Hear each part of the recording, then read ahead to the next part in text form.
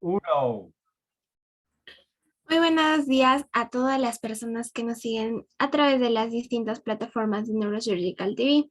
Mi nombre es Flor de María Ibáñez Loaiza y formo parte del equipo estudiantil de Neurosurgical TV. Hoy tengo el grato honor de presentar el tercer domingo de la serie de Neuroanatomía para Latinoamérica a cargo del doctor Víctor Hugo Pérez Pérez, organizado por la Sociedad Peruana de Estudiantes de Neurocirugía y Neurociencias, el Colegio Nacional de Cirugía AC de México y Neurosurgical TV.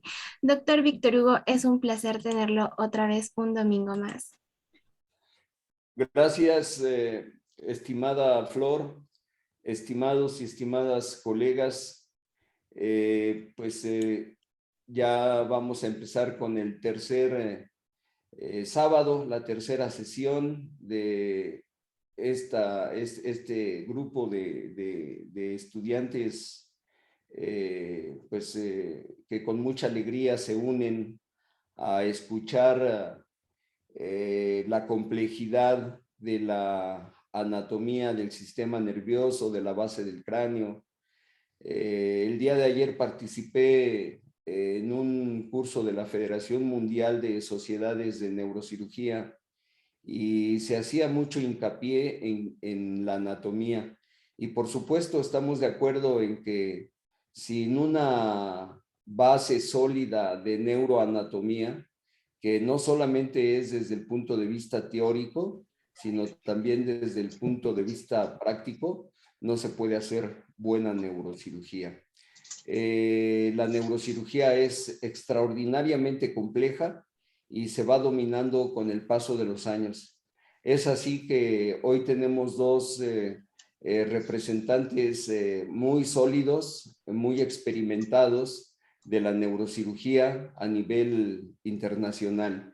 Tenemos en principio al doctor Julio Francisco Palma Silva, que es mexicano también del estado de Aguascalientes, y nos acompaña también César Llanes Guandique de República del Salvador.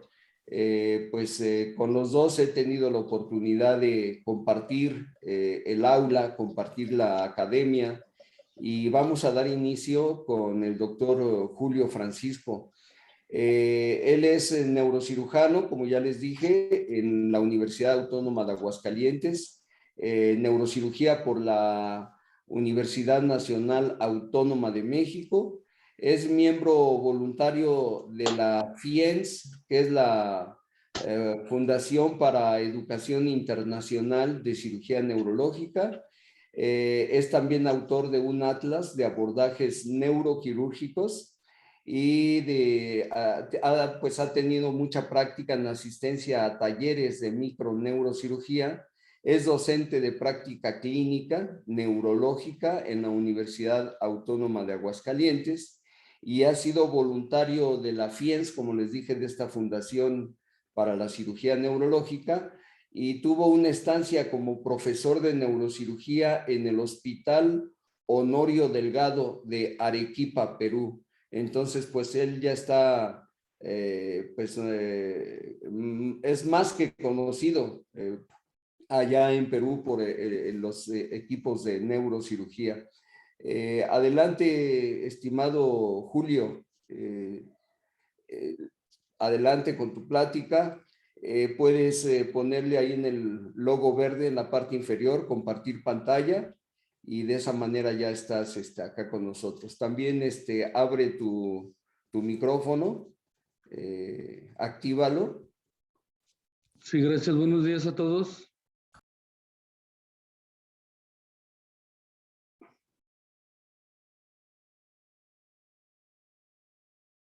¿Ya estamos ahí? Perfecto. Ya estás. Perfecto. Adelante, Julio. Gracias, buenos días. Felicito al doctor Víctor Hugo Pérez por su arduo trabajo neuroanatómico en pro de la neurocirugía. Realiza un trabajo cuidadoso y sin dejar de ser objetivo, es incluyente. Gracias, doctor Víctor Hugo, por abrirnos la puerta. Felicito también al doctor John Bennett por su interés y trabajo que realiza en la difusión de la enseñanza neuroquirúrgica. Bien, pues ninguna parte de la base del cráneo es inmune a la patología neuroquirúrgica. El conocimiento, dominio de los componentes anatómicos de la fosa del cráneo fincan la base para acceder a lesiones que aquí se localizan. Existen corredores anatómicos preestablecidos que nos permiten incursionar dentro del cráneo y del cerebro mismo para evitar la manipulación y la retracción excesiva, minimizando el daño cerebral secundario. Hoy nos enfocamos al reconocimiento de la fosa craneal media endocraniana. La superficie endocraniana se forma con el hueso esfenoides, que es impar, y su cuerpo ocupa la porción medial. El ala menor y mayor del esfenoides se unen con el hueso temporal por la sutura temporoesfenoidal. Forman la porción lateral. El hueso temporal, que es par, forma la región lateral y posterior de la fosa craneal media. En los límites de las tres fosas existen dos crestas prominentes y las más importantes, que es la cresta de la ala del esfenoides y la cresta del peñasco del temporal. Estas marcan los límites de las tres fosas. Los límites de las tres fosas se describen para su entendimiento y estudio de esta región anatómica tan importante. Las lesiones craneales, sin embargo, no saben de estos límites y ellas pueden invadir una, dos o tres fosas. Los abordajes quirúrgicos que aquí se emplean serán descritos por el colega y amigo, el doctor César Yáñez Guandique. A continuación vamos a ver unas imágenes radiológicas que, más que descriptivas de forma radiológica, lo vamos a hacer para que observen y entiendan cómo algunas lesiones pueden invadir uno o dos pisos. Aquí tenemos un cordoma del clivus en donde está invadiendo parte del piso medio y posterior. Tenemos un macroadenoma que está invadiendo el piso medio en su región supracelular e infracelular. Tenemos un meningioma del piso medio que invade el piso medio y piso anterior. Y bueno, no siempre las lesiones son tan mayúsculas ni tan grandes. Podemos observar un schwannoma del trigémino en donde prácticamente está invadiendo parte de la fosa posterior y anterior. También tenemos lesiones vasculares, como pudiera ser un aneurisma de la arteria oftálmica, un meningioma bastante extenso que abarca el piso anterior y medio, así como las fosas infratemporal y del piso anterior. Los límites de las tres fosas se describen para su entendimiento y su enseñanza. Estos límites de las tres fosas pues no saben de límites y ellos pueden invadir cualquiera de estas fosas. El límite anterior y lateral lo forman el borde libre del ala menor del esfenoides y la cresta esfenoidal misma tiene una estrecha relación con la cisura de Silvio. Su límite anterior y medial lo forma el surco quiasmático. Siguiendo la descripción pionera de Cushing en el ala anatómica quirúrgica de las meningiomas, ¿qué tal? El ala del esfenoides se divide en tres segmentos. Un segmento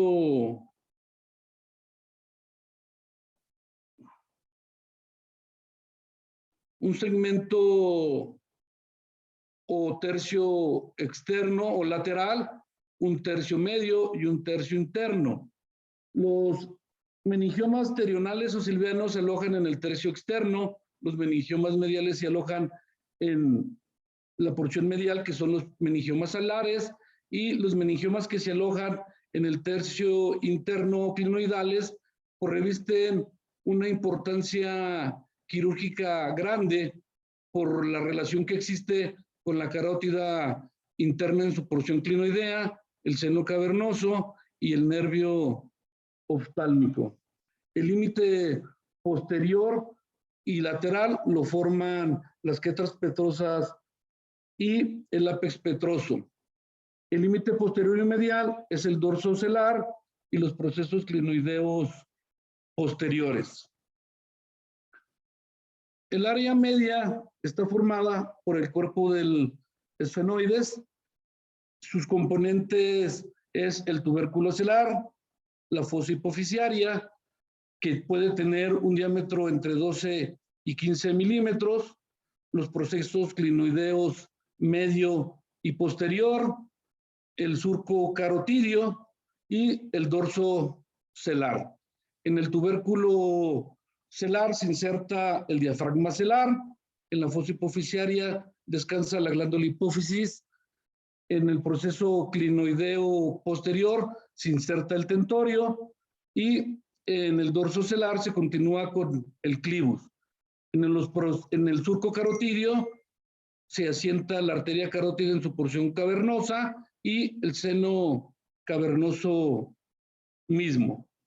En el área lateral está constituida por la hendidura esfenoidal y el orificio para el nervio óptico.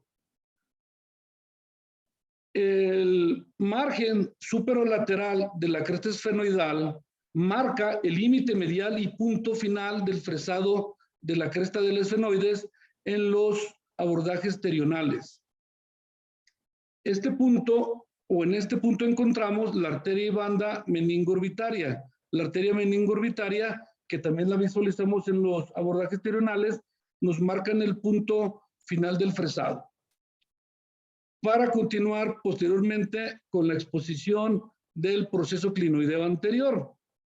El puntal o pilar óptico, estrubo óptico, separa el canal óptico de la fosa orbitaria superior, de la fisura orbitaria superior. Conecta el proceso clinoideo con el piso del canal óptico y en la clinoidectomía se remueve por drilado el proceso clinoideo y se remueve por drilado el techo óptico en aproximadamente 270 grados de su circunferencia y nos permite la adecuada descompresión del nervio óptico y también nos permite visualizar a la arteria carótida clinoidea. En la porción lateral y medial existe una serie de orificios que de adelante a atrás y de medial a lateral los vamos a observar. A 3 milímetros de la fisura orbitaria superior se encuentra el agujero redondo por donde atraviesa el nervio maxilar. A unos 10 milímetros aproximadamente del agujero redondo encontramos al agujero oval por donde atraviesa el nervio mandibular. Finalmente, a 3 o 4 milímetros del agujero oval encontramos al agujero espinoso por donde hace su arribo al cráneo la arteria meningia media. El agujero oval es constantemente el punto más bajo de la fosa media. El objetivo específico en el abordaje terional transigomático es lograr un acceso a este nivel y paralelo a este realizamos una osteotomía en el arco cigomático. La duramadre de la fosa media tiene dos capas adosadas, una sobre de otra. Estas capas pueden individualizarse en su porción medial. Una capa periocítica que cubre el hueso y una capa meningia que cubre el cerebro se separa en este punto. Estas capas formarán lo que es el seno cavernoso y el cavum de Meckel. Aquí, el agujero rasgado y la arteria meningia media son otro indicador anatómico importante. Cuando realizamos un abordaje extradural y coagulamos y seccionamos la arteria meningia media, para poder continuar con el peeling dural hasta encontrar el agujero oval y la rama de 5-2. Al incidir la duramadre en una porción rostral y medial, podemos separar estas capas meningias una de otras para poder incursionar dentro de los componentes anatómicos de esta región medial. La porción escamosa y petrosa del temporal completan la región lateral y posterior del piso medio. En la cara anterior de la porción petrosa del temporal, observamos dos surcos óseos para los nervios petrosos mayor y menor. Estos surcos inician en un punto que conocemos como agujero para los nervios petrosos mayor y menor, y también se denomina hiato de Falopio. Medialmente, entre el ala del esfenoides y la punta del peñasco, existe el agujero lacerum para la arteria carótida. En la punta del ápex petroso, adelante y atrás, y medial y lateral, encontramos la fosa del ganglio trigeminal o la fosa del ganglio semilunar. El ganglio semilunar llega a tener un diámetro aproximado de entre 16 y 9 milímetros. En la unión del tercio medio con el tercio externo, encontramos a la eminencia arcuata, que nos indica en su interior el canal semicircular superior. Lateralmente tenemos el tegmen tímpani, que nos indica en su interior la caja del tímpano. En el borde del peñasco se va a insertar el tentorio y por arriba de él corre el seno petroso superior. Aquí nosotros en algún abordaje transpetroso podemos seccionar al tentorio mismo y separar al seno cavernoso, perdón, al seno petroso superior para hacer un abordaje a la fosa posterior. En la cara basal del lóbulo temporal se describen o podemos organizarlo de la siguiente forma.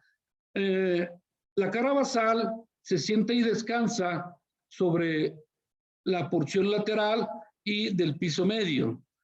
Medialmente y en una forma más posterior tenemos al giro paripocampal que se continúa con el uncus. El uncus guarda una estrecha relación con el tercer paracraneal y bueno, esta relación anatómica es muy importante desde el punto de vista clínico porque esto explica la aparición de una midriasis pupilar en la hernia uncal.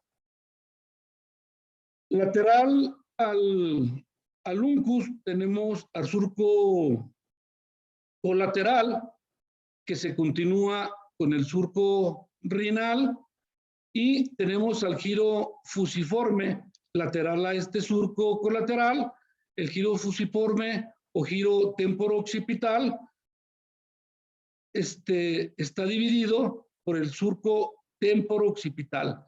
Lateral al surco temporo-occipital tenemos al giro temporal inferior y en la porción más rostral tenemos la punta del temporal y acuérdense que ya habíamos comentado que el ala mayor y menor del esfenoides guardan una estrecha relación con la cisura de Silvio. Vamos a describir algo muy importante para los abordajes tanto del seno cavernoso como de la fosa media. Es un dibujo esquemático lateral derecho en su porción rostral, medial y lateral. Vamos a tener dos nervios muy importantes, el tercer nervio troclear y el ganglio de Gasser.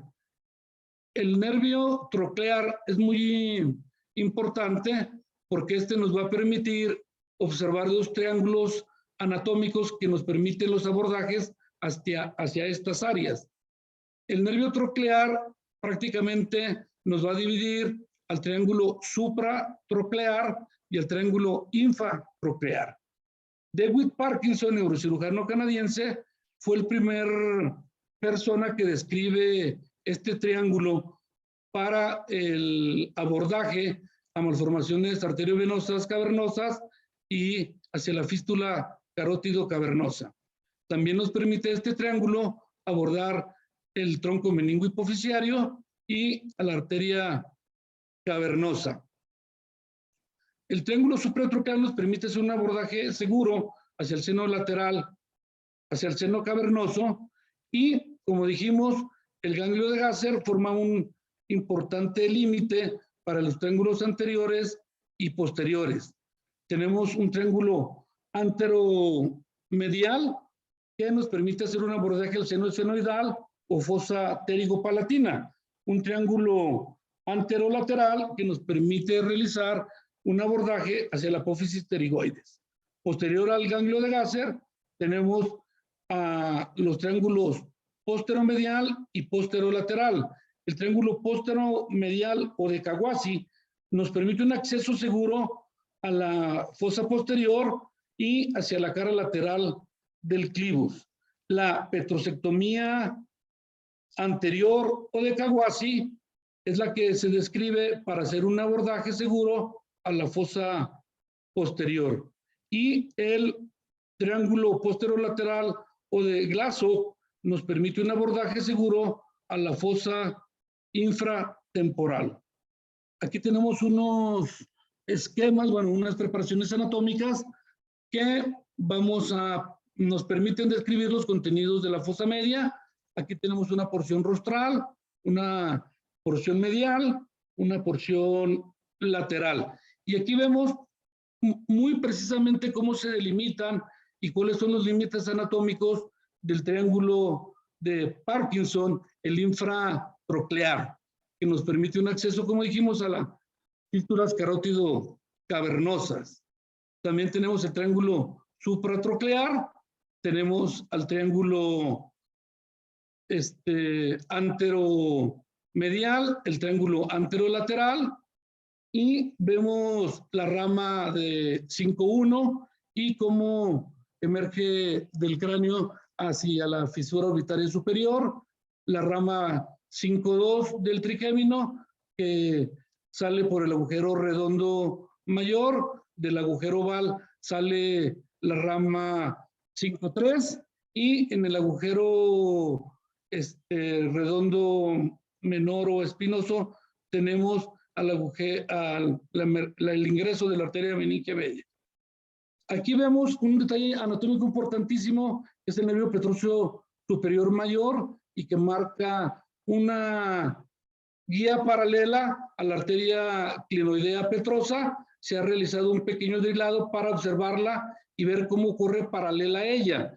Se ha dejado un cuadrilátero en donde esto marca una forma segura para ingresar al piso posterior, el drilado o petrosectomía del peñasco, denominada petrosectomía de Kawasi. Como dijimos, pues nos permite el acceso al clivus. Observamos una disposición plexiforme de las ramas del quinto par y vemos cómo aquí está, posterior a la disposición plexiforme, se forma el ganglio semilunar propiamente dicho, y vemos su forma, y por eso es que recibe este nombre. Aquí tenemos otra preparación anatómica en cadáver, en donde tenemos una vista superior y tenemos la región rostral, la región posterior, medial y lateral.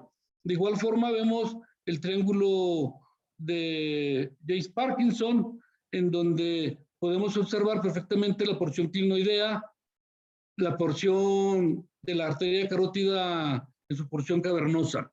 Tenemos la rama de B1 saliendo, o de 5.1, saliendo por la hendidura esfenoidal, y los triángulos anteromedial y anterolateral. La rama de 5.2 saliendo por el agujero redondo, la rama de 5.3 saliendo por el agujero oval, y volvemos a mirar el nervio petroso superior mayor en su recorrido paralelo. Se ha realizado un fresado para observar el conducto auditivo interno y cómo dentro de él corre el séptimo par craneal, que es el facial, y parte del ganglio geniculado, de donde nace el nervio petroso superior mayor, y su emergencia la hace por el hiato de Falopio. En esta vista lateral y en su porción rostral, medial, lateral, se ha completado la petrosectomía anterior de Kawasi y nos permite ver el clivus en su porción lateral, y vemos el triángulo infratroclear, en donde podemos observar el tronco meningo hipoficiario y a la arteria carótida en su porción cavernosa, el triángulo supratroclear, y vemos el ligamento petrolingual que divide y separa a la arteria carótida del ganglio de Gasser. El ligamento petrolingual también nos marca el límite de separación hacia los segmentos petroso y a la porción cavernosa de la carótida. También observamos el ligamento de Gruber.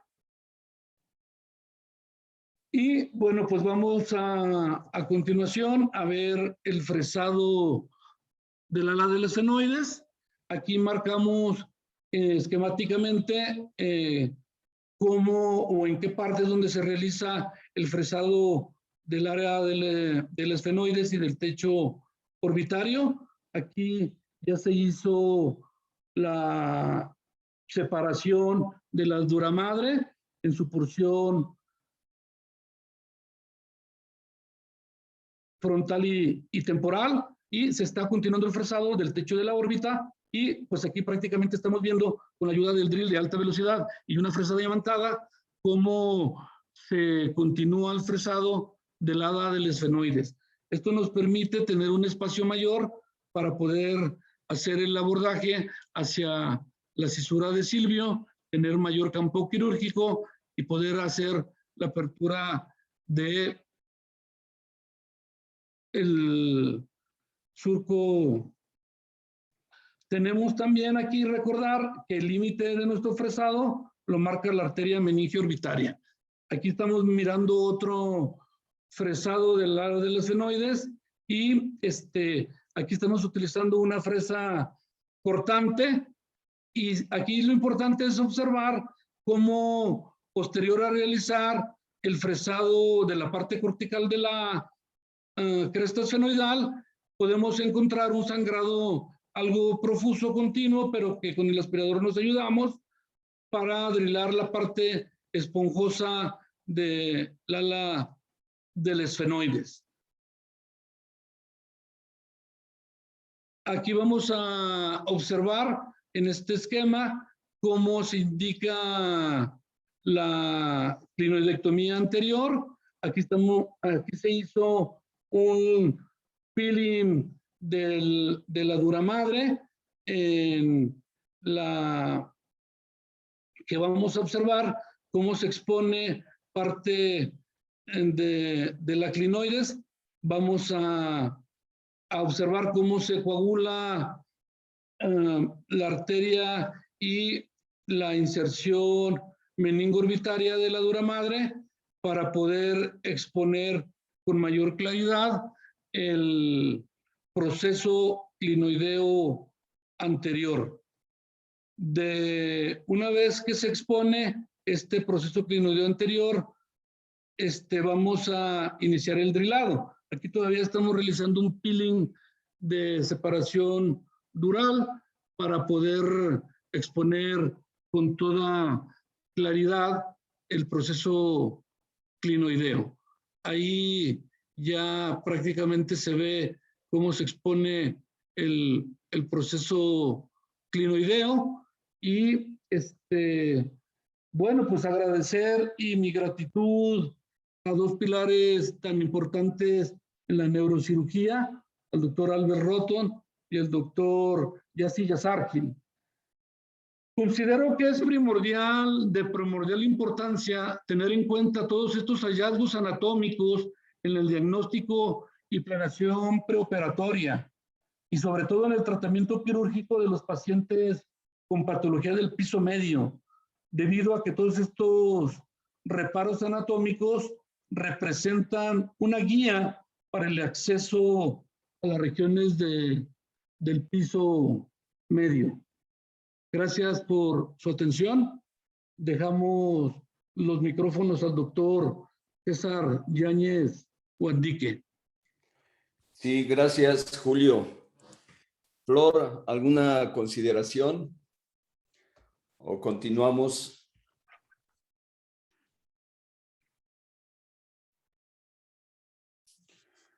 Sí, parece ser que ya se conecta César. Bueno, me escuchan, ¿verdad? Sí, te escuchamos. Bueno, pues vamos a continuar con el doctor César Yáñez Guandique.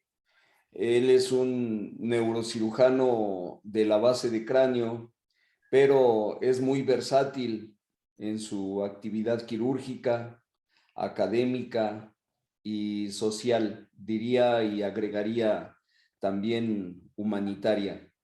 El doctor César Yáñez se caracteriza en primer término por su entusiasmo por la academia y llevar a la práctica de la neurocirugía con mucha capacidad. Él estuvo un año haciendo cirugía de base de cráneo en el Hospital del Centro Médico Nacional Siglo XXI, aquí en la Ciudad de México, y fue en ese entonces cuando yo lo conocí.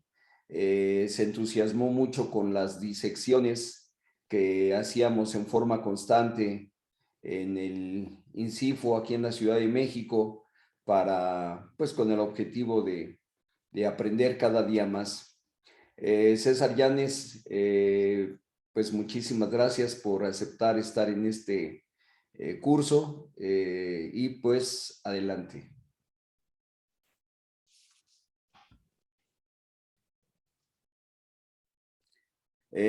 Ahí no te escuchamos, César. No sé si ya tienes... Hola.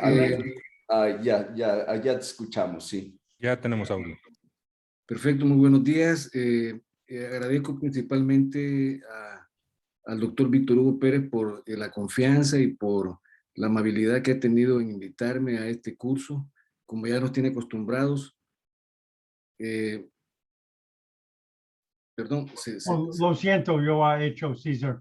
¿Puedo hacer otra vez, por favor? Compartir. Okay. Sí, permítame.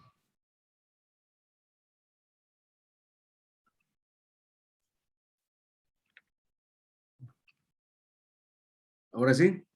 Sí. Ya tenemos la presentación. Perfecto. Les decía que agradezco la invitación del doctor Víctor Hugo Pérez, quien ha sido entusiasta en promover la educación continua y específicamente la anatomía microquirúrgica. Ya es un exponente a nivel mundial en la Federación Mundial de Sociedades de Neurocirugía, también como representante de la región latinoamericana, ¿verdad? Así que es un orgullo no solamente para los mexicanos, sino que también para todos los latinoamericanos. Quiero felicitar también la magistral exposición del doctor Julio Francisco Palma Silva, quien nos ha dado prácticamente las perlas del conocimiento concienzudo de esta región que es importante.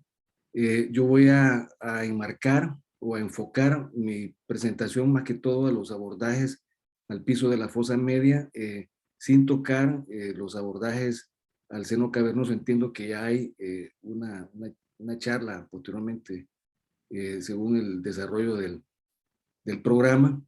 Así es que, como lo mencionaba el doctor Víctor Hugo Pérez, es importante para los estudiantes y los residentes de neurocirugía o neurocirujanos en formación que podamos profundizar en el estudio expedito de la anatomía microquirúrgica, no solamente en atlas o libros de texto, sino que, como lo decía el maestro Evandro de Oliveira, el mejor neuronavegadores, precisamente la anatomía en el cadáver, y si es posible el cadáver fresco, con la participación permanente en cursos y el reconocimiento de todas estas estructuras, que es vital tenerlas en cuenta para evitar provocar accidentes quirúrgicos o generar secuelas neurológicas que pueden ser inclusive invalidantes para nuestro paciente. Ya vimos lo rico de la anatomía a ese nivel, ya lo expuso magistralmente el doctor Palma Silva, así que es importante, recalco, practicar una y otra vez estos abordajes y el reconocimiento de la anatomía para ir mejorando nuestras habilidades y nuestras destrezas. De hecho, necesitamos ir a tocar, ir a sentir, a tener la experiencia de el uso de los instrumentos que son prácticamente proyecciones de nuestras manos de manera digitales, digamos, donde podemos también mejorar o ahondar también en la destreza de poder percibir, pues a través de los instrumentos, digamos, la consistencia de los tejidos y la manera de poder realizar las diferentes disecciones. Bien. Ahora, los objetivos de mi charla los he enmarcado en lo siguiente. Primero, reconocer las diferentes variantes de los abordajes quirúrgicos al piso de la fosa media. Hay muchos abordajes, los cuales han venido sufriendo o, digamos, experimentando modificaciones con el paso del tiempo.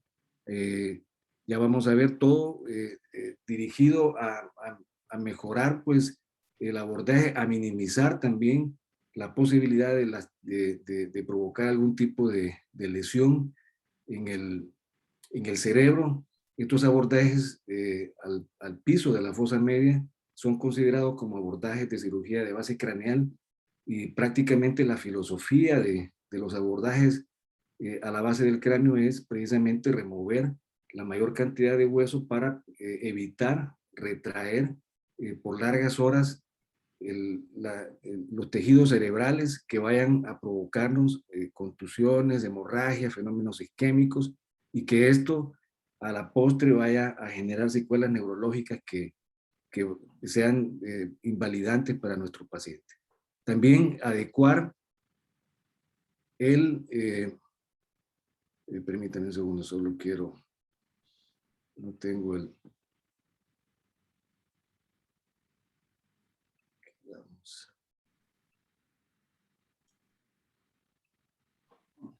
También adecuar el abordaje quirúrgico al tipo de lesión. Es importante que desde el preoperatorio, con nuestros estudios de imágenes, podamos inferir qué tipo de lesión, si es un tumor, por ejemplo, qué tipo de lesión histológica tenemos enfrente, ¿verdad? Y el origen también del mismo, para que podamos, en el momento de decidir qué tipo de abordaje vamos a utilizar, poder trabajar de manera cómoda y orientada. Importante, lo que se ha mencionado en la charla previa, es el reconocimiento también de la anatomía a este nivel. Eso es de rigor para evitar problemas durante la misma cirugía. Luego, lo que ya les mencionaba, comprender la verdadera filosofía de la cirugía de la base craneal, que es pues evitar las retracciones cerebrales por largo tiempo que isquemicen el cerebro, y que eso obviamente va a provocar secuelas neurológicas en nuestro paciente, y la evolución pues no va a ser como le esperamos. Ya en los últimos tiempos se han podido comparar, por ejemplo, pacientes que han sido operados en el pasado utilizando este tipo de filosofía, y estos acarrean o van arrastrando secuelas neurológicas, lo cual hoy en día, en donde ya se ha perfeccionado y se ha logrado tener una adecuada habilidad para poder realizar una cirugía de este tipo, se ha minimizado la posibilidad de retracción cerebral, y esto obviamente ha provocado menor menores secuelas neurológicas. Luego también reconocer la importancia del entrenamiento realizado en los laboratorios de especímenes cadavéricos. También esto es vital y es importante que los residentes o los estudiantes lo tomen en cuenta.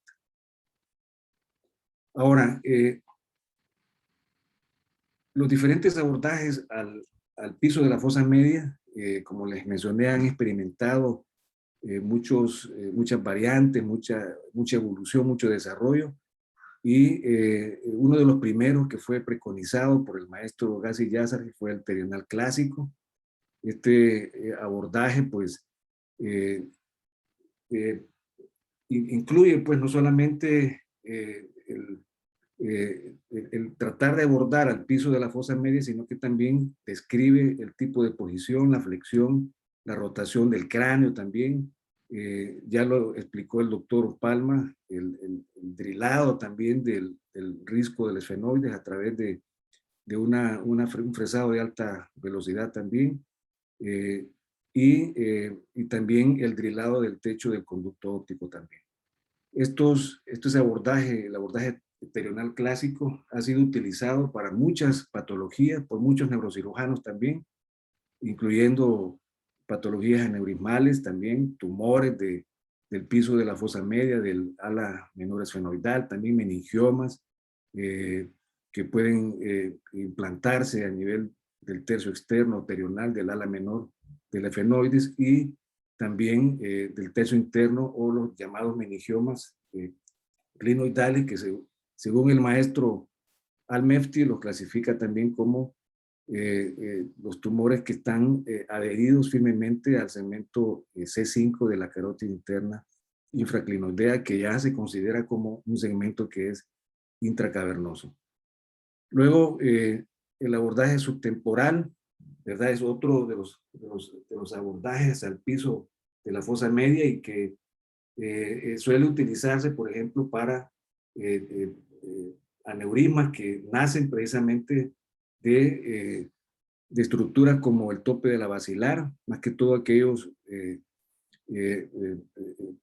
variantes anatómicas del tope de la basilar que son altas, ¿verdad? Y para aneurismas también del segmento P1 o P2 de la arteria cerebral posterior, así como también de la arteria comunicante posterior. El problema de este abordaje subtemporal es precisamente que hay que elevar el lóbulo temporal y en cuanto al drenaje venoso, ya lo explicó el doctor Palma, de la cara, de la superficie del lóbulo temporal y parte de la región inferior del lóbulo parietal también, y ahí se origina la arteria anatomótica inferior o vena de la B que va a drenar a un sector que está precisamente entre el seno transverso y el seno sigmoide, y con la retracción del lóbulo temporal podríamos de alguna manera también desgarrar esta vena y ocluir o bloquear el libre drenaje venoso a ese nivel, y eso provocarnos congestión venosa, edema cerebral e inclusive infartos venosos de transformación también hemorrágica. Por eso hay que utilizarlo, pero tomando en cuenta esta situación, ya les voy a presentar posteriormente en uno de los especímenes trabajados junto al doctor Víctor Hugo Pérez, también aquí hay variantes anatómicas a ese nivel y donde pueden existir no solamente una desembocadura, sino que múltiples desembocaduras de la misma vena de la B, y si se secciona, eso podría representar prácticamente una catástrofe para nuestro paciente, no solamente en el posoperatorio, sino que durante el transoperatorio. Veamos, también tenemos el abordaje perional pretemporal. Esto fue, digamos, un complemento del perional clásico preconizado por el maestro Gassi Yazari. Acá los mayores exponentes de él fue Sano y el maestro también Evandro de Oliveira, en donde lo que hacen es complementar a todos los pasos quirúrgicos descritos por el maestro Yazargil, la apertura de la cisura o de la cisterna silviana con todos sus compartimientos, ¿verdad?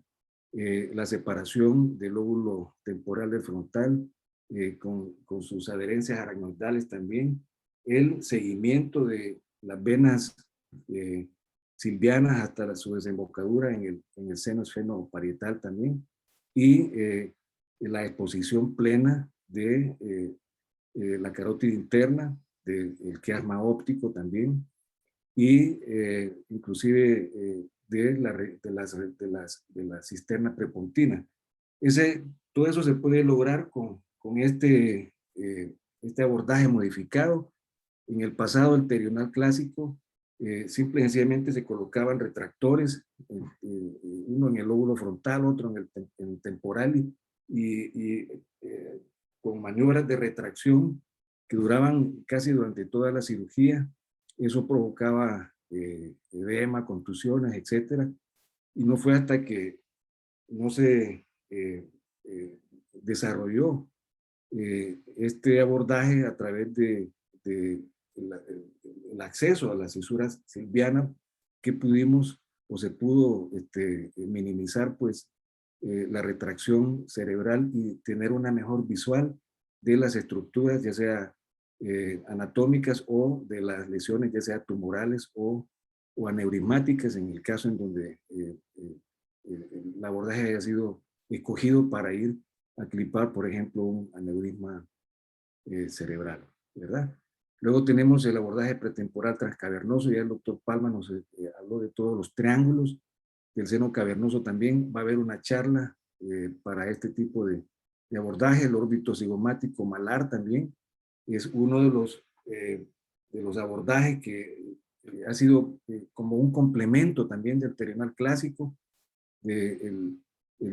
También está el transigomático, pero con este abordaje órbito cigomático se ha demostrado que al poder retirar la mayor cantidad de tejido óseo, podemos tener, digamos, una visual de unos 10 grados más que el abordaje terional clásico para poder accesar plenamente al piso de la fosa media y poder inclusive tener la capacidad de visualizar la anatomía contralateral también, ¿verdad? Entonces podemos llegar a la cisterna prepontina inclusive para poder clipar aneurismas del tope de la basilar o acceder a cavernomas mesencefálicos o algún tipo de patología que se origine o que se proyecte hacia la fosa posterior. Obviamente hay también, como ya se explicó previamente, otro tipo de abordaje que pueden combinarse al órbito cigomático, como la llamada petrosectomía anterior, descrita y popularizada por el doctor Takeshi Kawase también, ¿verdad? Con el famoso triángulo de Kawase en la fosa media. Vamos a ver algunas imágenes, así como lo explicó el doctor Palma, en donde se puede acceder sin ningún tipo de problema a la fosa posterior, drilando ese fragmento de hueso que linda con el ganglio de Gasser y el porus del nervio trigémino a su entrada desde la fosa posterior, desde la región bulbo-protuberencial hacia el cabo o cueva de Meckel. Luego tenemos los abordajes también mínimamente invasivos, el miniterional, que ha sido, digamos, utilizado ampliamente por profesionales de alto prestigio en México, como el doctor Edgar Natal, o en Chile, el doctor Jorge Mura también. Ellos, digamos, se enfocan en que con este abordaje que puede representar craniotomías de 2 a 5 centímetros perionales, ¿verdad? Pueden accesar fácilmente, inclusive hacia la clinoides anterior, poder realizar la clinoidectomía anterior e inclusive llegar hacia la cisterna prepontina para poder clipar aneurismas del tope de la basilar, siempre y cuando no haya edema cerebral, no haya hidrocefalia no haya tampoco tomos, por ejemplo, arteriales a ese nivel de proyección posterior, ¿verdad? Por la posibilidad de que a través de este abordaje pueda romperse también el aneurisma, ¿verdad? Ellos basan pues su tesis en utilizar este tipo de abordajes mínimamente invasivos, primero por estética, segundo por que se minimice el tiempo quirúrgico, que es importante en estos pacientes, y por otro lado dice inclusive se puede utilizar los bordes de la craniotomía cuando se van a utilizar separadores como punto de sostén para evitar que la retracción no sea directamente sobre la masa encefálica, sino que tenga el límite del borde de la misma mini craniotomía. Entonces, son conceptos que es interesante hoy en día valorarlos, pues, porque todo lo que tenemos acá forma parte del armamental que el neurocirujano hoy en día debe de utilizar. No solamente son los abordajes transcraneales, también hoy en día la mínima invasión también con la endoscopía de base de cráneo puede ser una posibilidad de realizar abordajes 360 grados, tanto por la vía endoscópica como la vía transcraneal. Ya lo mencionó también el maestro Evandro de Oliveira, el objetivo de la cirugía de base de cráneo o de la mínima invasión, en este sentido, no es realizar solamente abordajes pequeños, de pocos centímetros, sino que el verdadero concepto es provocar la menor invasión al cerebro y obviamente que al final no vaya a dejar secuelas neurológicas en el paciente, ¿verdad? ¿Qué tipo de patologías podemos atacar, digamos, a través de estos abordajes? Los meningiomas, que pueden estar ubicados ya sea en el tubérculo celular, los meningiomas del ala menor efenoidal también, ¿verdad?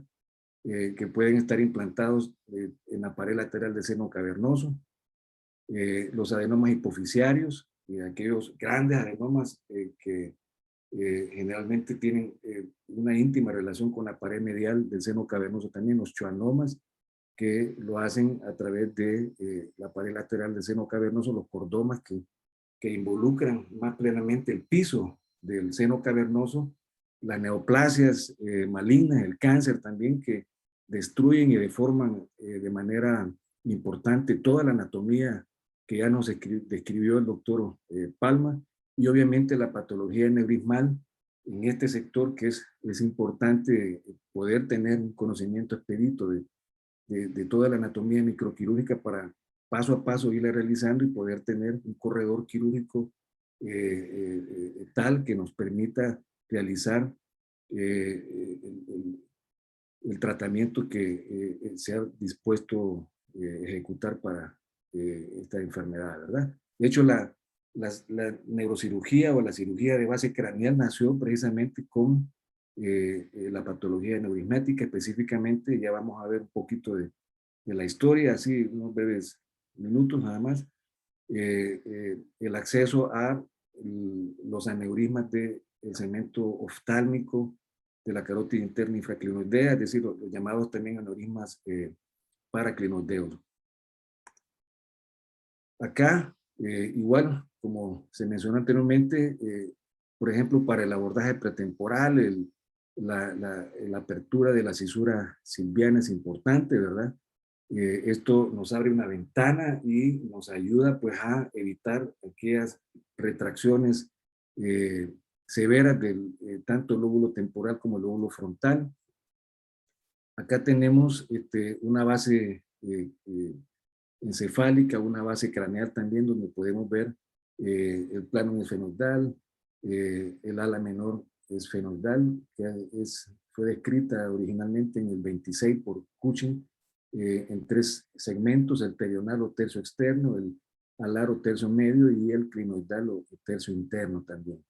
Acá le mencionaba que el maestro Al-Mefti describe a los meningiomas que nacen precisamente de este segmento clinoidal de la arteria carótida interna como los tipo 1 o bonal como los tipo A, ¿verdad? vemos el llama óptico, los nervios ópticos penetrando al conducto óptico también. Aquí vean que se ve casi a trasluz el nervio óptico penetrando al cono orbitario, ¿verdad? La arteria carótida interna, que se divide pues en arteria cerebral anterior y arteria cerebral media también. La cara mesial del lóbulo temporal. Por acá vemos abajo el tercer nervio craneal. Para los estudiantes hay que dejar bien establecido que estos pares craneales que van a acompañar al seno cavernoso están dispuestos de la siguiente manera. El tercer par craneal o motor ocular común cursa a través del techo del piso, del techo del seno cavernoso. El cuarto par craneal o patético troclear en la pared lateral del seno cavernoso. Y el único de estos pares craneales que cursa dentro del seno cavernoso es el sexto par craneal o nervio abducen y que generalmente acompaña al segmento horizontal de la carótida interna y viene desde, obviamente, desde la fosa posterior atravesando el canal de Dorelo, ¿verdad? Por debajo del ligamento de Gruber, que es una estructura importante para reconocerla también y luego pues se dirige junto con los otros tres pares craneales y la rama B3 del nervio trigémino hacia la hendidura efenoidal superior para penetrar precisamente por la parte lateral del cono orbitario a el mismo cono orbital, ¿verdad? Acá vemos en el fondo, en la región interóptica, la cisterna prepontina, la membrana de Lilliquist y en profundidad podemos visualizar a la arteria basilar también, ¿verdad? Acá se han seccionado los nervios craneales, los nervios ópticos para tener una mejor visual de la membrana de Lilliquist. Vemos la parte mesial del lóbulo temporal, ya lo explicó el doctor Palma, la región uncal, en el trauma craneano, por ejemplo, cuando hay edema que genera los diferentes síndromes de herniación, puede inclusive generar una herniación transtentorial y cabalgar sobre el tercer par craneal generando la llamada compresión o hernia uncal y el paciente se manifiesta como una mesocoria también y eso es un síntoma, un signo clínico premonitorio de un eminente deterioro rostrocaudal en el síndrome de herniación cerebral. Acá vemos el segmento M1 de la arteria cerebral media y vemos también un nutrido grupo de ramas que nacen de este segmento y que son las lentículas estriadas y junto con las tálamo perforantes que nacen del segmento P1 de la arteria cerebral posterior están involucradas en los fenómenos hemorrágicos que se acompañan en los pacientes con problemas de hipertensión arterial, ¿verdad? Son los sitios que más frecuentemente generan hemorragias porque hay ruptura de estas arterias, ¿verdad? Luego, como les decía, rápidamente en la historia, pues han habido varios maestros que han sido importantes para el desarrollo de la cirugía de base craneal. El maestro Gassi-Yazarel con la incorporación del microscopio quirúrgico también ya vimos el inicio pues, de la cirugía al piso de la fosa media a través del abordaje terminal clásico que él promueve, el maestro Albert Rotton Jr., con sus estudios anatómicos en 3D, de anatomía microquirúrgica en 3D. Eso nos vino a cambiar de manera sustancial el concepto de espacialidad y las relaciones anatómicas que cada una de las estructuras cerebrales tiene con, por ejemplo, vasos de alto flujo, ya sea arterias o de drenaje venoso. Importante reconocerlas para poder accesar a esta región.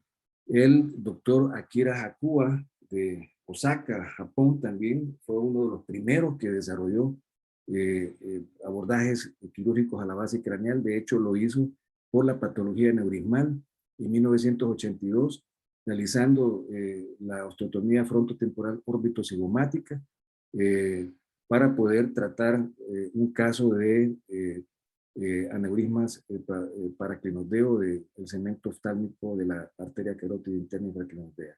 En el 85, el eslovenio Vinko Dolen mejoró, digamos, esta técnica y ya incluyó de manera intradural la clinodectomía anterior, ¿verdad? El doctor Takeshi Kawase, ya lo comentamos anteriormente, que describió pues, el triángulo de Kawase para poder realizar la petrosectomía anterior y en muchos casos utilizar, por ejemplo, abordajes combinados, ya sea un abordaje órbito-cigomático junto con una petrosectomía anterior para tratar, por ejemplo, schwannomas o meningiomas que involucren el nervio trigémino, ¿verdad? En donde hay una amplia proyección del meningioma a la cueva o cavum de Meckel, pero que también se origina desde la fosa posterior, desde el origen aparente del nervio trigémino en el tallo cerebral.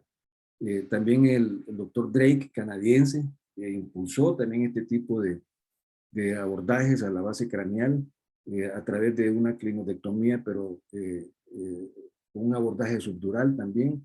Y los doctores Laligan Shekhar, Evandro de Oliveira y Robert Spessler, que se dedicaron ya a perfeccionar el acceso para el tratamiento de la patología aneurismal en sectores o en regiones que en el pasado, en antaño, habían sido consideradas como difíciles de accesar. Entonces, ellos fueron modificando cada uno de estas técnicas, desarrollándolas, y así se logró minimizar pues, las lesiones o las secuelas neurológicas que en el pasado, la era Cushing, por ejemplo, digamos, acarreaban una gran morbilidad o inclusive mortalidad. Luego tenemos aquí una base craneal en donde son preparados también que hicimos en el pasado junto al doctor Víctor Hugo Pérez Pérez. Acá tenemos una representación para los estudiantes de medicina de, por ejemplo, un meningioma que nace de la región del peñasco, del temporal, ¿verdad? Tenemos meningiomas que pueden nacer plenamente del piso de la fosa media también, o aquellos que se originan del tubérculo celar, ¿verdad? Para cada uno de ellos tenemos que escoger un abordaje ideal, un meningioma también del tercio interno del ala menor efemendal, que involucra el segmento C5 de la arteria carótida interna. Ya lo decía el maestro Almefti, que este sector es pobre en aracnoides y los meningiomas que se originan a ese nivel tienen una firme adherencia en la adventicia del vaso, y que en ello pues no es muy aconsejable removerlos de manera total, ¿verdad? Por la posibilidad de romper el vaso. Recuerden que es un vaso de alto flujo y puede matarnos a un paciente en minutos.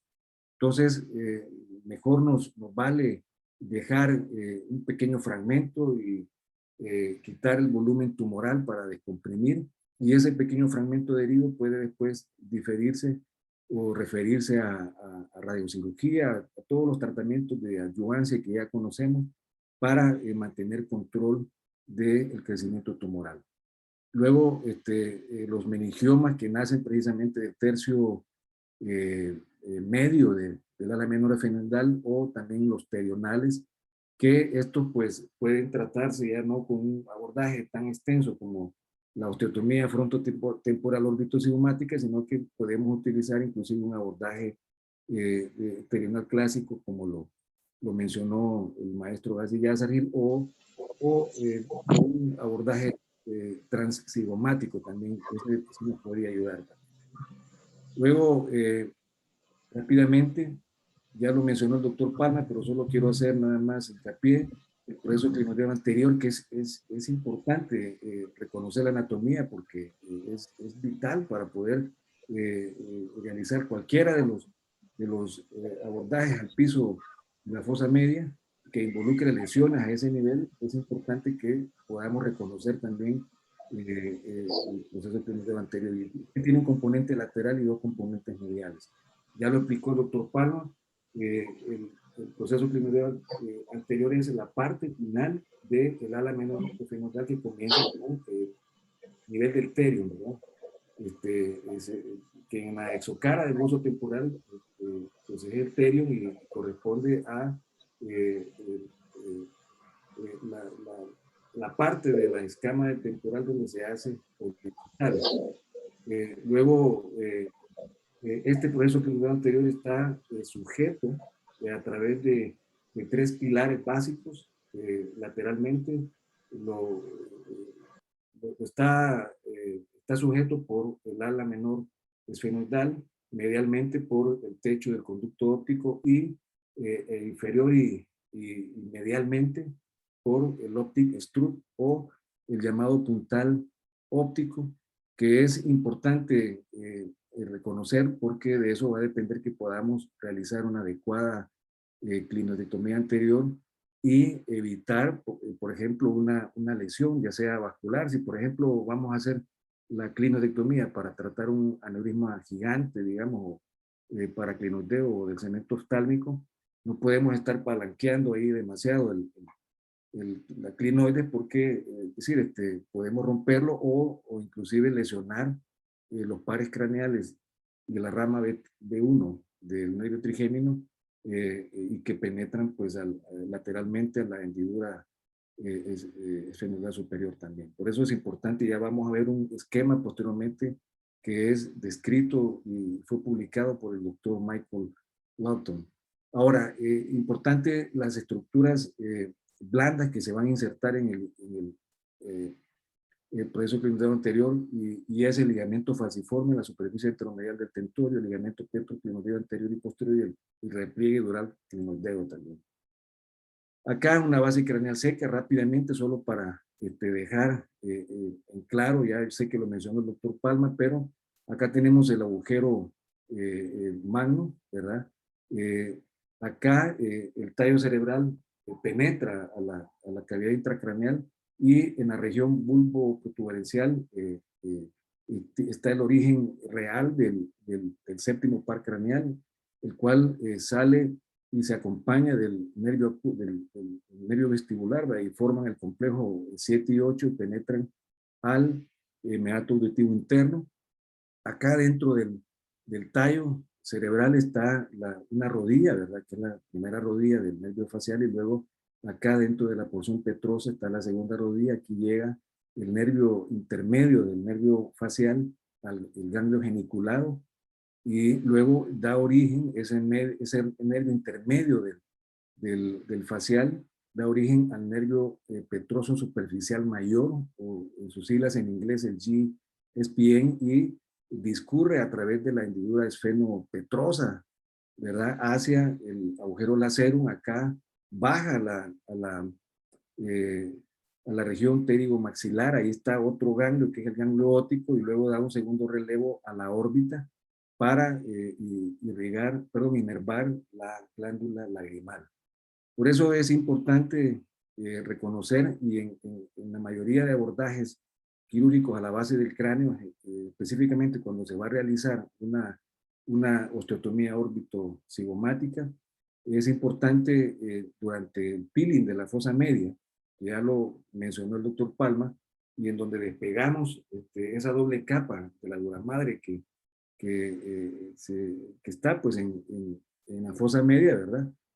Tenemos que exponer ese nervio porque en profundidad podemos encontrar en primer lugar el músculo tensor del tímpano y más profundamente la trompa de Eustaquio o la llamada tuba faringea actualmente. Más profundamente encontramos al cemento petroso de la arteria carótida interna.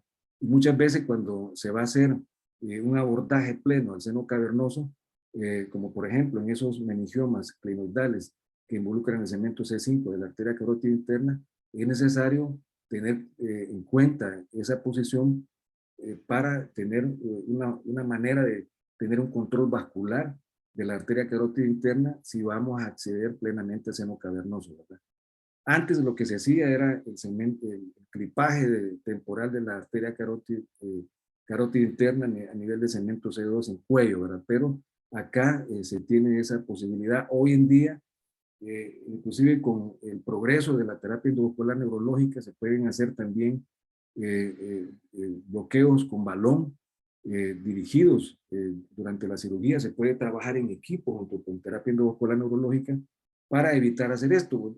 Muchos neurocirujanos recomiendan a veces seccionar el nervio petroso superficial mayor si se va a acceder a un control vascular de la arteria carótida interna en segmento petroso, y eso lo que provocaría básicamente es un ojo seco, pero en lugar de estarlo jaloneando o tirando de él, que eso nos puede generar también una parálisis facial.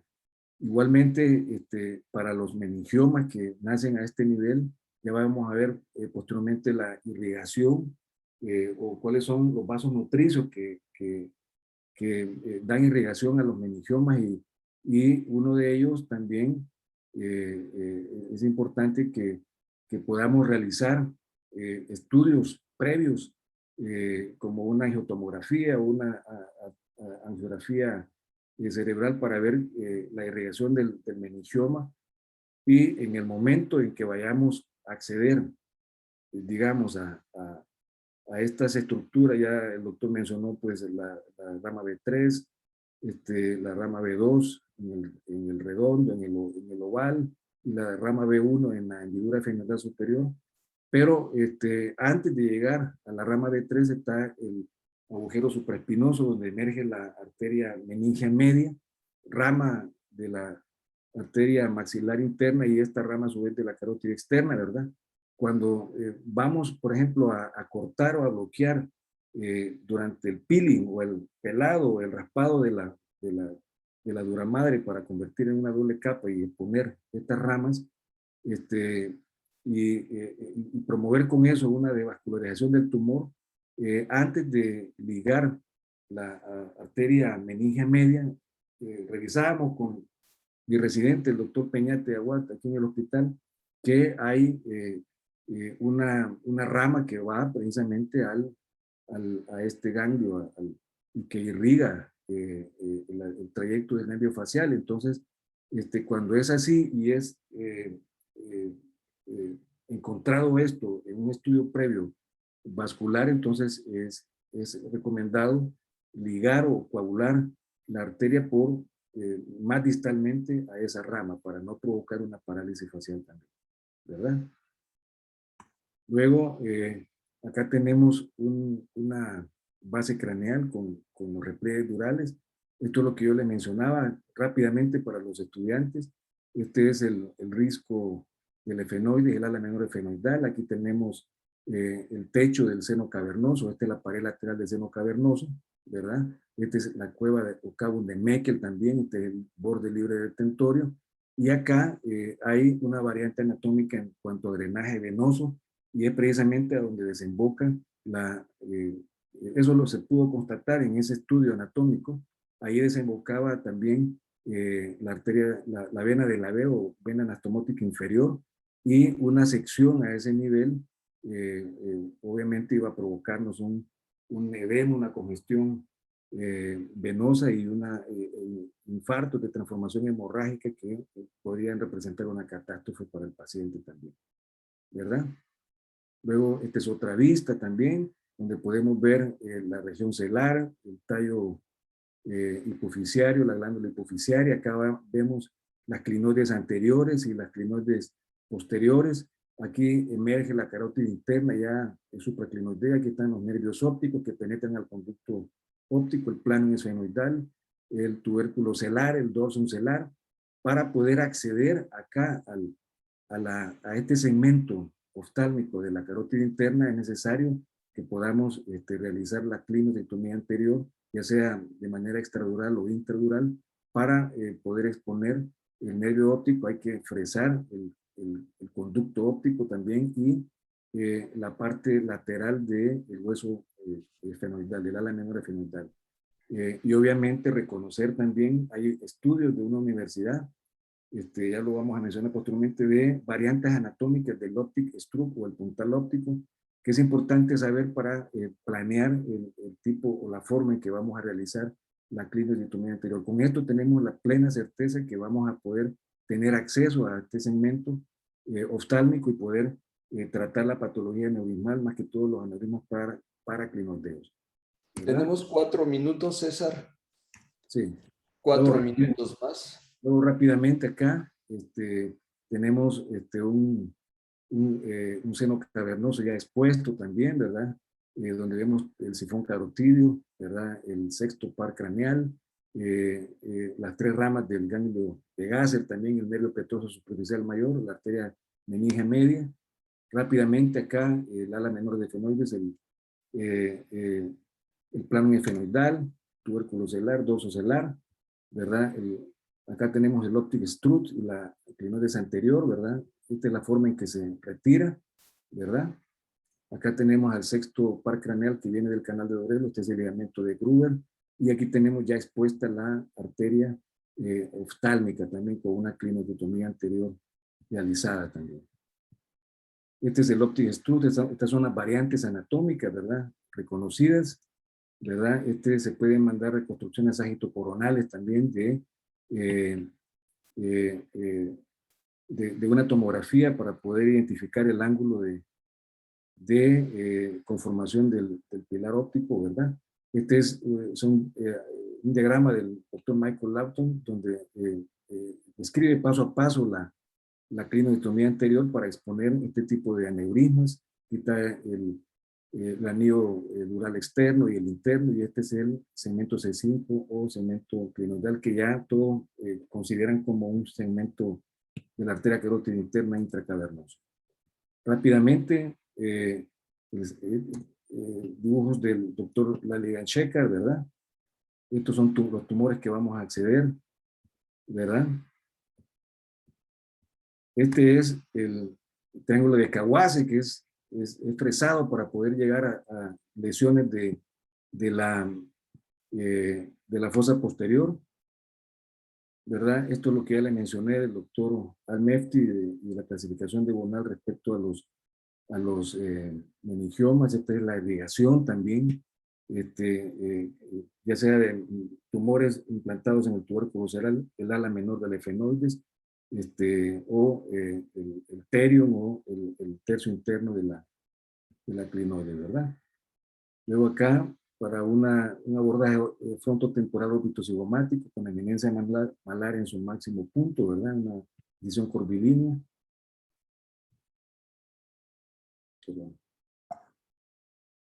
Acá, la preservación de la rama frontal facial, que con una disección del músculo temporal interfacial también, ¿verdad? El cadáver,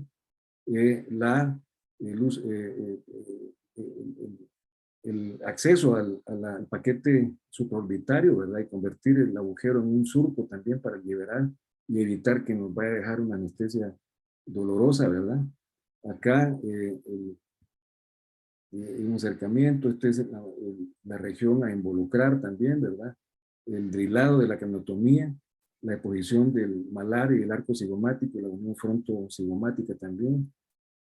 Al retirar el cigoma, podemos ganar más espacio para poder evitar retraer y tener una visual, un ángulo de visual ganado de 10 grados. También es la osteotomía dentro de la órbita, bordeando la hendidura femoral superior y llegando hasta la inferior para poder hacer el corte, ¿verdad? Luego acá, ¿cómo se dice? Se hace la clinotectomía anterior también, ¿verdad? Y se convierte en un solo agujero, pues, uniendo el canal óptico junto con la hendidura femoral superior, ¿verdad? Estos son dibujos del maestro Laligan Shekhar, de ubicaciones de meningiomas a ese nivel y el involucramiento de estas estructuras. Aquí está la carótida interna intrapetrosa, el músculo tensor del tímpano y la tropa de Eustaquio también, para que se puedan ubicar. Aquí ya se ha desarrollado ya en dos segmentos la barra órbito-cigomática y la posición de la órbita, ¿verdad? Aquí ya se hizo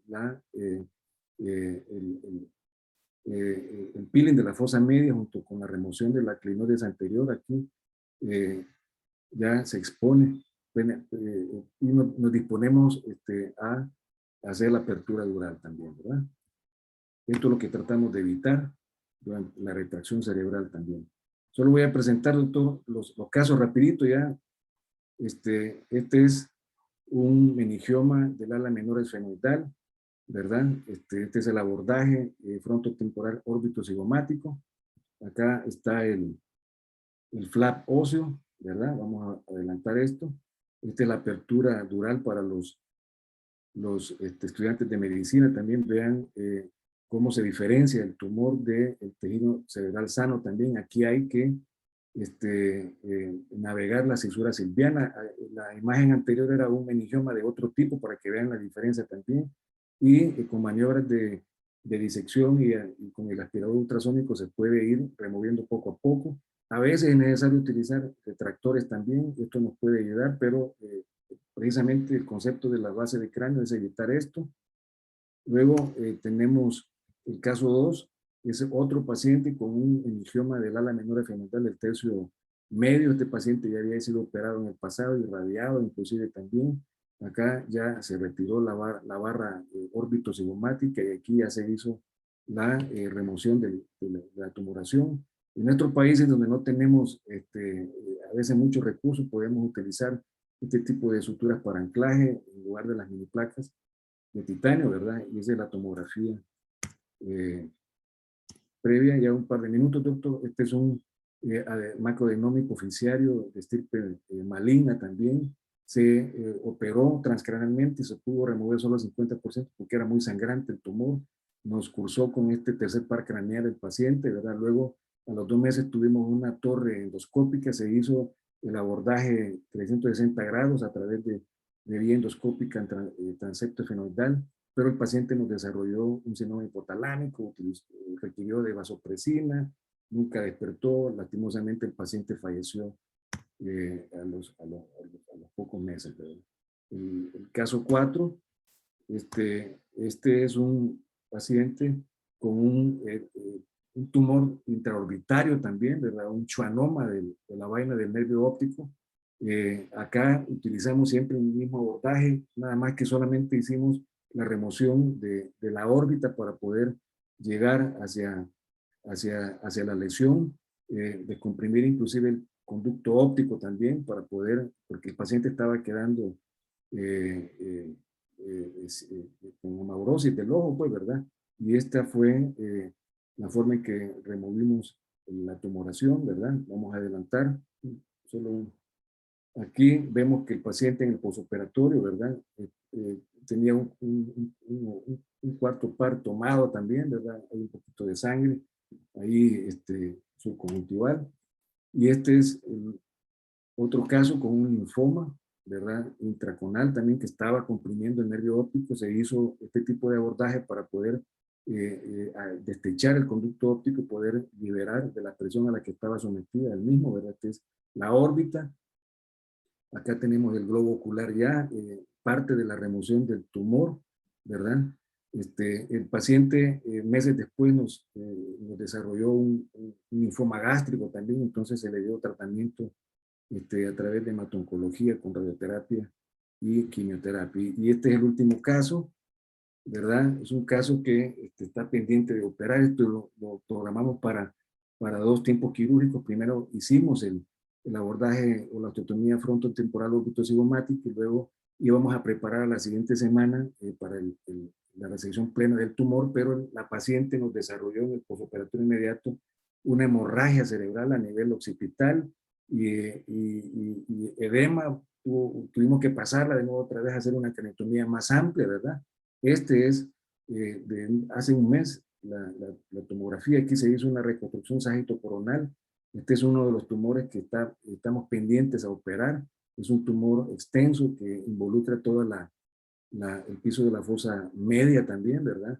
Y inclusive eroda también en la pared lateral de la órbita y la región infratemporal, el piso del hueso temporal también. Entonces vamos a prepararlo para poder operarlo, ¿verdad?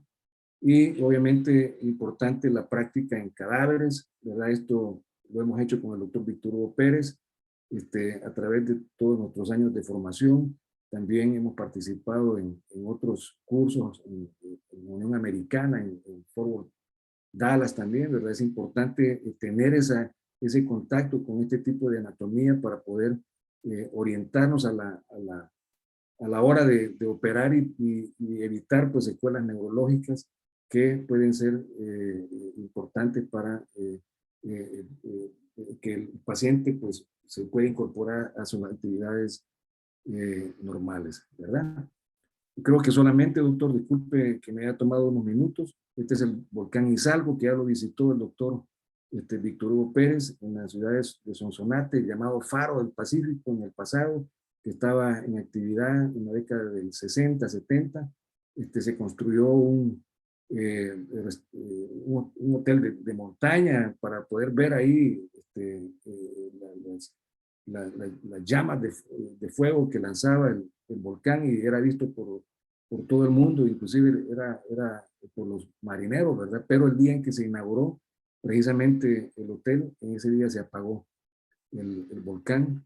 Yo le decía al doctor Víctor Hugo Pérez que cómo es la naturaleza de Saya también, ¿verdad? Y cómo es el hombre a veces osado. Así es que es lo que les traía, doctor. Espero haber cumplido las expectativas también. Esto da para hablar más y espero pues que en una fecha futura podamos también seguir platicando. Muchas gracias a todos los asistentes. Gracias, César Yáñez. Una extraordinaria plática, una muy buena cátedra la que has dado. También Julio Palma en la primera exposición que tuvimos hoy, pues una plática muy enriquecedora. Los felicito a ambos. Es una grata sorpresa ver la calidad en el trabajo neuroquirúrgico que están realizando. Y pues no sé si haya algunas preguntas, algunos comentarios. Aquí quiero aprovechar para comentarles a todos ustedes que tenemos al doctor Radamés Ramírez Cano, quien es neurocirujano egresado del Hospital de Especialidades del Centro Médico Nacional Siglo XXI y que fue nombrado hace algunos días como el próximo secretario de la Asociación Mexicana de Cirujanos de Columna, de tal manera que va a haber una actividad muy fuerte por la trayectoria y el entusiasmo que pone el doctor Radamés en esta área. Felicidades, Radamés Ramírez. Y también la sorpresa que tenemos aquí, tener otra vez al doctor Takahashi de Japón, al doctor Harshad Parekh de la India, y bueno, pues muchos más de Buenos Aires, de Argentina, de Buenos Aires, sí. Argentina, y de algunos otros lugares. Radamés, ¿quieres hacer algún comentario, creo? Sí, bueno, pues primero agradecer, desde luego, es un honor colaborar en la Asociación Mexicana de Cirujanos de Columna y tengan por seguro que todos ustedes van a estar invitados para las siguientes sesiones y actividades que tendremos, porque un objetivo de la asociación es esto. Si me permiten hacer algún comentario respecto a la plática, bueno, primero felicitar a los extraordinarios ponentes y al esfuerzo de todos ustedes por difundir esto. Unas precisiones ahí. Que no se quede con la idea de que mínimamente invasivo, en el caso de los abordajes, implica una cuestión pequeña, no tiene nada que ver. El mínimamente invasivo se refiere tal cual como lo explicó perfectamente el maestro Yáñez, se refiere a hacer un abordaje suficiente para invadir lo menos posible el tejido cerebral, porque hasta cierto punto el hueso lo podemos hacer a un lado, lo podemos quitar, lo podemos poner, pero difícilmente podemos quitar un pedazo de cerebro y volverlo a poner porque ya no funciona. En cambio, el hueso pues va a pegar. Entonces, de repente, que quede bien claro que mínimamente invasivo se refiere a invadir lo menos posible la estructura cerebral, y en ocasiones hay que sacrificar algo de hueso, pero ese sacrificio es temporal.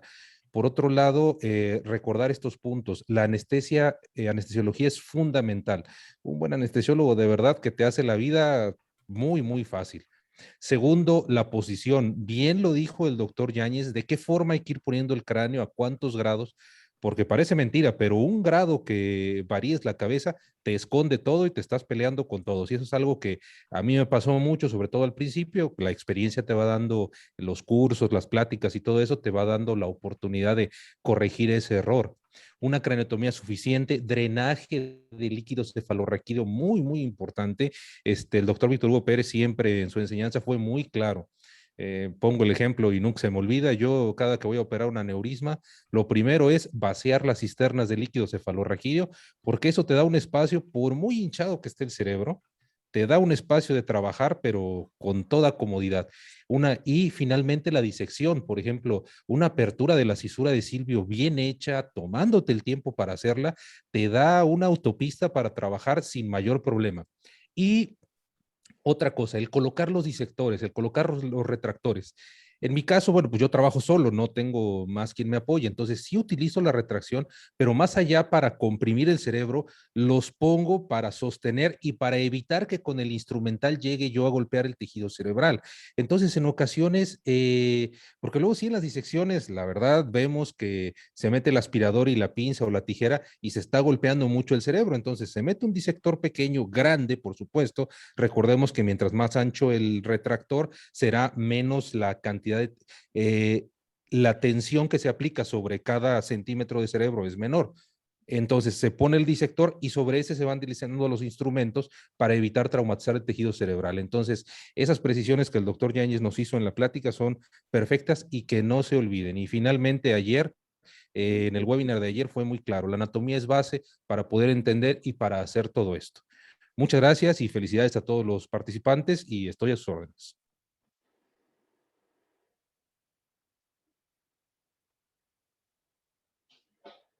Doctor Víctor Hugo, su micro está desactivado. Dr. Takahashi, we are very glad to see you here in this webinar. Takashi. Sí, Buenos días. él está aprendiendo español, Víctor. Bueno. Buenas noches. Buenas noches. Yo soy Takashi Kon.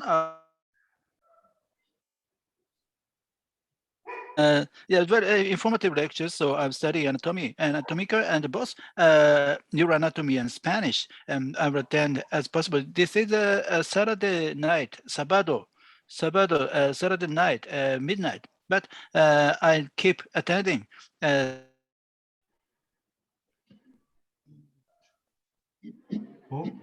Bienvenidos, Takashi. Gracias. Gracias.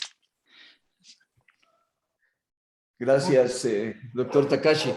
¿Algún comentario que quieran hacer o pasamos a esta prueba de Yahoo? Que es un juego, ¿verdad? We want Kahoot. Ok, vamos a hacer doctor, yo soy John Bennett. Doctor, Alberto Tamariz tiene la mano levantada y me parece que quiere hacer una pregunta. Adelante. Perdón, doctores, no, es un error. Solamente felicitarles por esta excelente presentación a todos ustedes. Muchas gracias. Gracias, Alberto. Ok, ¿listo, Christian? ¿Listo? Ok. Ok. Ok, vaya a su smartphone a kahoot.it y ponga este código.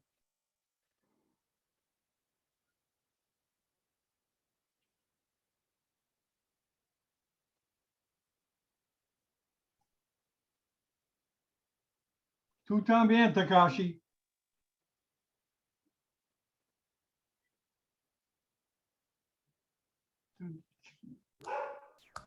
This is using Kahoot, English? Sí, vaya a kahoot.it. Kahoot.it. Okay, so good evening. Good evening, everyone. So I'm Takashi Kon from Tokyo, Japan, and I'm attending a very informative lecture in Victor Hugo Perez and Mexican Latin American neurosurgery. I'd like to do a neurosurgical treatment Spanish. Thank you. Okay. Okay, ponga su código, vaya a kahoot.it y ponga código 4314107 en su smartphone. Y se vota con su smartphone cuando hay preguntas. Preguntas de los charlas de Victor, de Julio y de César. Lo mismo tópicos, 10 preguntas. Y el premio es un viaje de Miami Beach.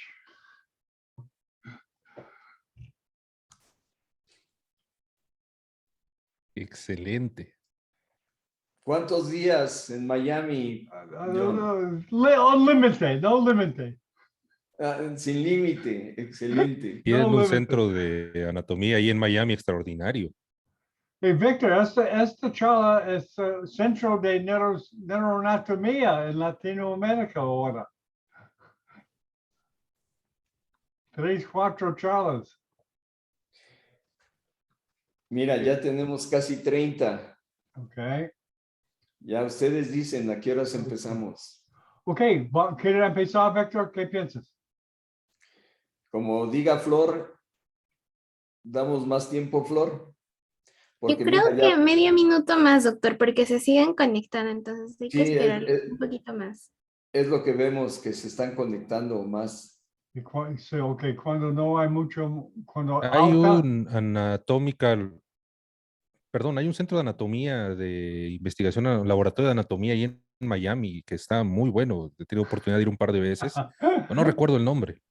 Ok, vamos a hablar más tarde. Ok, estoy listo, yo creo. Vamos a empezar, Christian. Hoy no veo a Besalio. Hoy no veo a Besalio. Entonces tenemos oportunidad todos. Sí, hay oportunidad de ganar.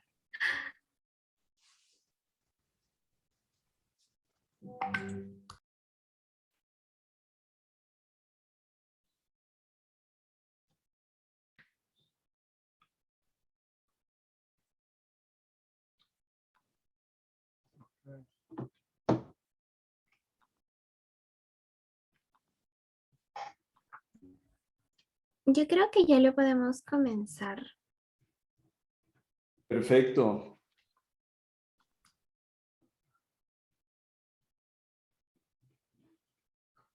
Contesta en su smartphone.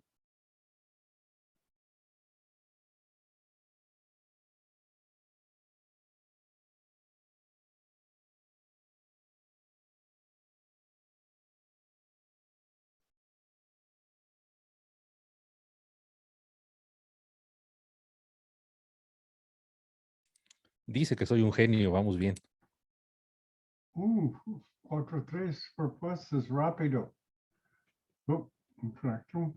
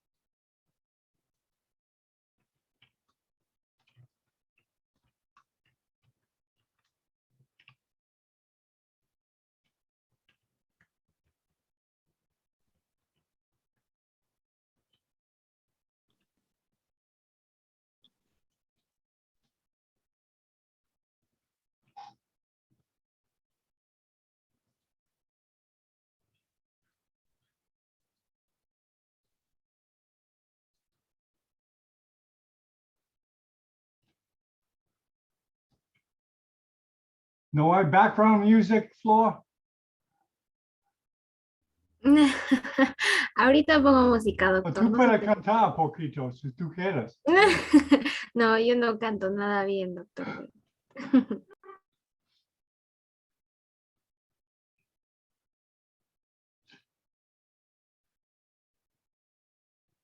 No está.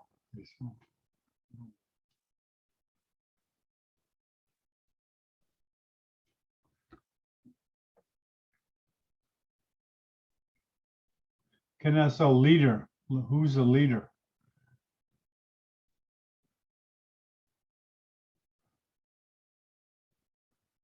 Mucho. César, César número 1.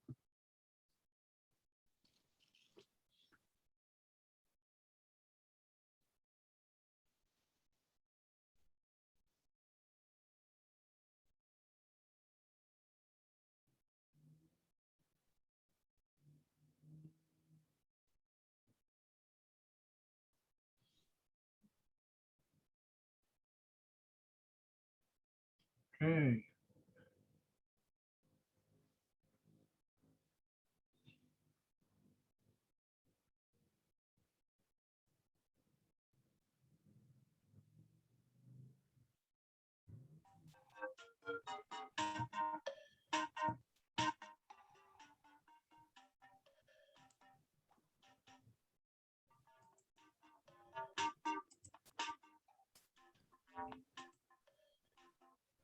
Okay, César, siga. Ludi Farfán, segundo.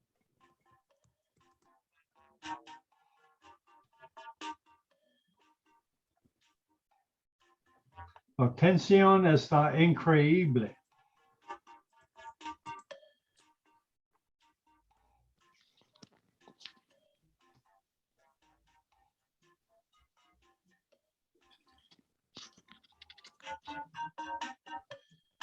So, Ludi Farfán. Es el líder ahora.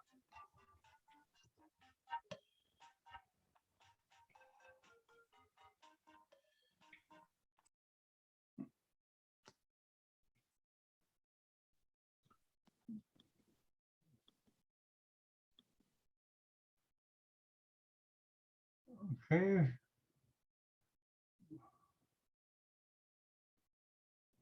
Okay. No sé quién es.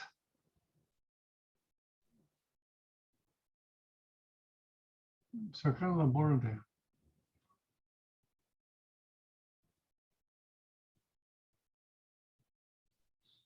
Ok, la última pregunta, ¿verdad? Un Sí, ceremonia rápido. es la última. La última.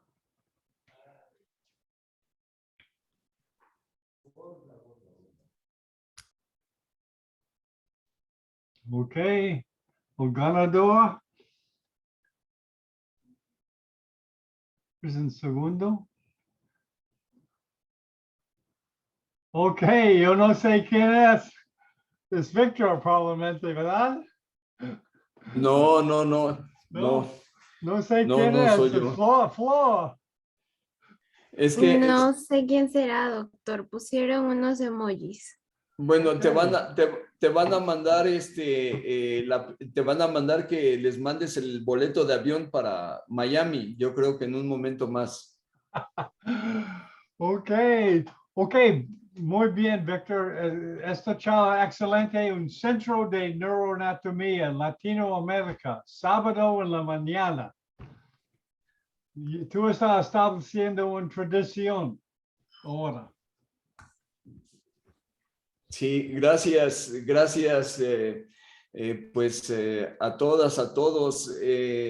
Tenemos para noviembre, del 4 al 6 de noviembre, un curso presencial, el cuarto Congreso de Neurocirugía organizado por el Colegio Nacional de Neurocirugía en las hermosas playas de Acapulco. Ya estaremos haciendo la difusión. Takashi-kun, we would like you to come to Mexico, to Acapulco Beach. It is one of the beautiful beaches around the world. It's going to be held on November 4 to 6. Muy bien, Víctor. Después de esta charla, hay otra charla de Argentina, Rolando Cardenas, un neurocirujano de Buenos Bien. Aires, va a dar una charla después de esta charla. Excelente, excelente. Bueno, Excelente. Ok, bueno, muchas gracias a todos y nos vemos para el número 4 la próxima semana. Para la próxima semana. Sí, Próxima gracias semana. a todos. Julio, César, Muchas Radamés, gracias, doctores. Flor, Francisco. Abrazos para todos. Christian. Un Igualmente, abrazo. gracias a todos. todos. Un abrazo. Hasta la siguiente fraterno. semana. Ok, chao. Hasta luego, Chao. buen día. Adiós. Gracias. Adiós, Takashi. Adiós.